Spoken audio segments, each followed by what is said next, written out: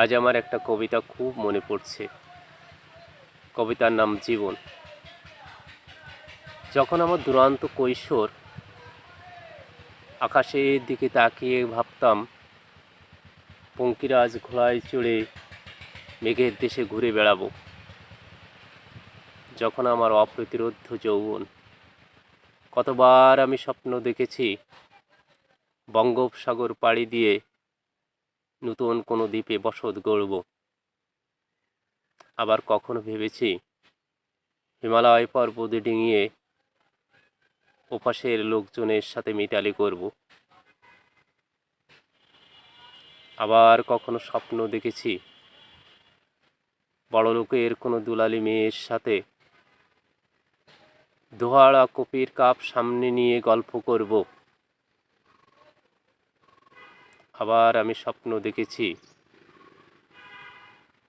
গ্রামের কোনো দুলালির সাথে আমি বসত গড়ব। স্বপ্নগুলো আমার স্বপ্নই রয়ে গেল। মেঘনার জল, আকাশের মেঘ আমি ছুঁয়ে দেখতে পারিনি। রাজকন্যার সাথে আমার মিতালি হয়নি। বঙ্গোপসাগর আমি পাড়ি দিতে পারিনি। হিমালয় পর্বত কেন, সামান্য সিলেটের টিলাগুলোয় পর্যন্ত আমি পৌঁছতে পারিনি। আজ গ্রামের সাধারণ একটা মেয়ে আমার গৃহিণী, তাকে আমি কিছুই দিতে পারিনি। আমার মতো তারও হয়তো অনেক স্বপ্ন ছিল, স্বামীর সংসারে অনেক চাওয়ার ছিল। আমার মতো তারও স্বপ্নগুলো হয়তো অঙ্কুরে বিনষ্ট হয়েছে। আমি তার পায়ে একজোড়া ঘুঙুর কেন, একটা নাকফুল পর্যন্ত দিতে পারিনি।